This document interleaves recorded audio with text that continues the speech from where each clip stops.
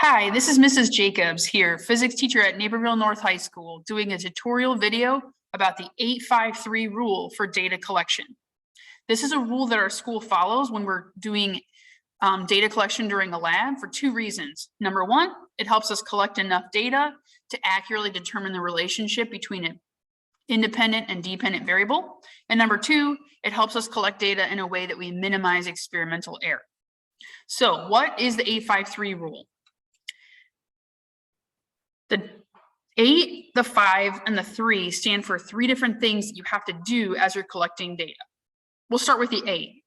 The 8 stands for 8 distinctly different, spelled different wrong, data points on your graph. Okay, what does that mean? Well, let me give you an example. Let's say I have a ball rolling down a ramp. Okay, starting at the top, we'll call that 0 centimeters. And my independent variable is I'm choosing different distances.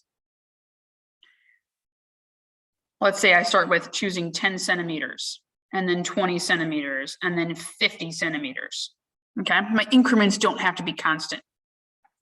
My dependent variable is time. Okay, I'm going to use my stopwatch and see at what time does the ball get to these different distances. If I need 8 data points, I need 8 different distances that I'm choosing. Okay. So I have 10, 20, 50, 75, 100, 125, 150. Let's see, it's 1, 2, 3, 4, 5, 6, 7. We'll do a 200. Okay. So I would have to pick 8 different points. Okay. So really it's 8 different times you're changing the independent variable. The 5 stands for a range of at least 5 times in your independent variable, or on your x-axis when you make your graph in the independent variable. What does that mean? That means that if I start at 10 centimeters, I need to go to at least 5 times that to get enough range of data on my x-axis. Okay, it means you're trying to test the extremes. You don't want to do a very narrow range of your independent variable because it's not going to give you an accurate picture of the relationship.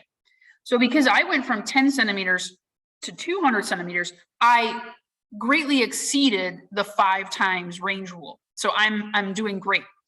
If instead I had only gone, if I had done like 10, then 15, then 20, then 25, and if I had stopped at, let's say, 40 centimeters, from 10 to 40, that's only an increase of 4 times. That's not enough. That's not a wide enough range. So this data exceeds and meets the range of 5. It means at least 5 times. That's sort of your where you start. You can go way past that. Okay, so this is a way that we ensure that we're testing a wide range of data and getting the extremes within there. The 3 stands for 3 different trials. Okay, a trial is different than a data point. A trial means for this 10 centimeter distance, I time it once and I write it down, say 1.25 seconds. And then I time the same exact thing again. Let's say it was 1.34 seconds. And then I time it again. Let's say it was 1.5 seconds. And then I would average those 3 times together. You have 3 different trials of the same point, and you're going to average that data. Okay, and this average is what you would put on your graph.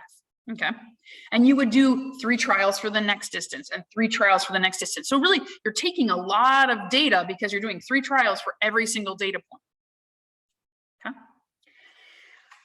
you will be asked to explain this on a lab report or on a quiz, and you will be expected to follow this data collection rule as you're collecting data in any lab that you're doing.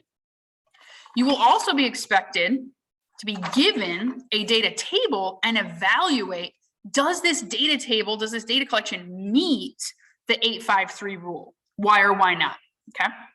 So here we have the, this is a pendulum that's swinging, and this is our independent variable here. They are changing the angle of the pendulum. And then here's our dependent variable, is the time of the swings. And you can see right here, they have trial 1, trial 2, trial 3, and the average. So they have met the 3 part of the 853 rule because they have completed 3 trials. Okay.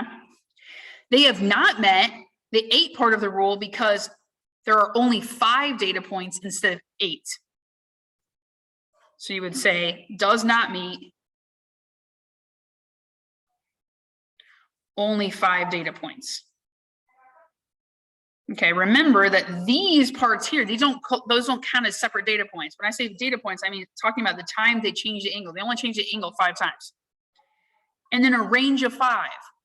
From my smallest angle to my largest angle, is that a factor of 5? The answer is no, it's only a factor of 4. They would have had to have gone to at least 50 degrees to meet this. So you would say here does not meet. From 10 to 40 degrees is only a factor of 4 times, not 5 times. Okay? Hopefully this clarifies and helps you understand the 853 rule for data collection.